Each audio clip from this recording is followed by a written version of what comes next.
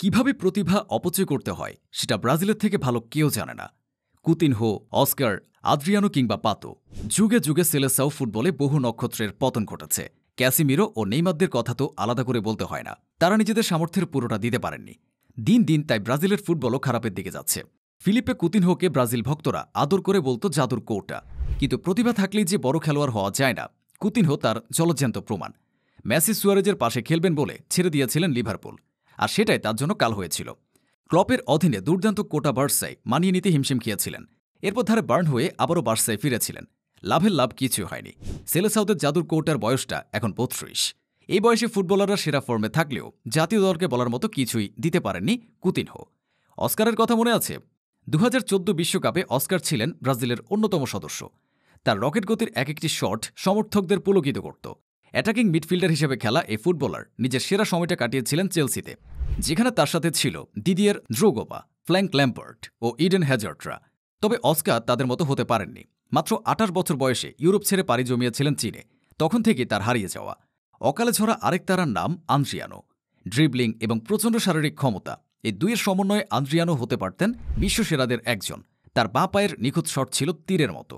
গোলের সামনে আন্দ্রিয়ানো ছিলেন শিকারী ইগলের মতো।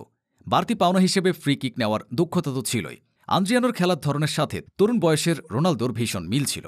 ব্রাজিল ও ইন্টার মিলানের বহু সাফল্যে তার নাম জড়িয়ে আছে। হতে পারতেন আরও সফল, কিন্তু ২০০৪ সালে বাবাকে হারানোর পর ফুটবলার আন্দ্রিয়ানো বদলে যেতে থাকেন। এরপর ধীরে ধীরে তিনি ফর্ম হারান, চলে যান আলোচনার বাইরে। রবিনহোকে বলা হতো নেক্সট পেলে। ২০০৬ সালে জার্মানি বিশ্বকাপে রবিনহো ছিলেন ব্রাজিলের তুরুপের তাস। ২০০৮ সালে রেকর্ড ট্রান্সফার ফিতে ম্যানচেস্টার সিটিতে যোগ দিয়েছিলেন তিনি। সিটিতে আসার আগেই রবিনহো খেলে এসেছিলেন রিয়াল মাদ্রিদে।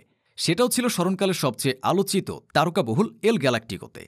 যদিও তার ক্যারিয়ারের গ্রাফ যেমন হওয়ার কথা ছিল তেমন হয়নি। ২০১০ সালে তিনি এসি মিলানে যোগ দেন।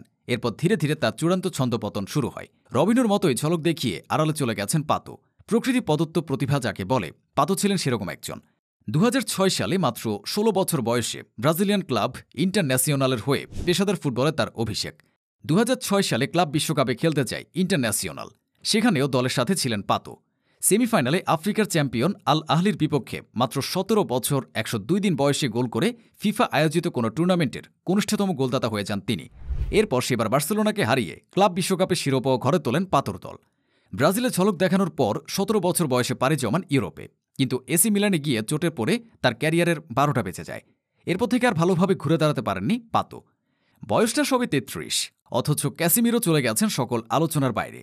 মাঝ মাঠের ট্যাঙ্ক খ্যাত এই ফুটবলার রিয়াল মাদ্রিদের জার্সিতে সেরা সময় পার করেছেন। ম্যানচেস্টার ইউনাইটেডে যোগ দেওয়াটাই যেন তার জন্য হিতে বিপরীত হয়েছে। ব্রাজিলের দুর্দিনে ক্যাসাও এখন নিজেকে হারিয়ে খুঁজছেন।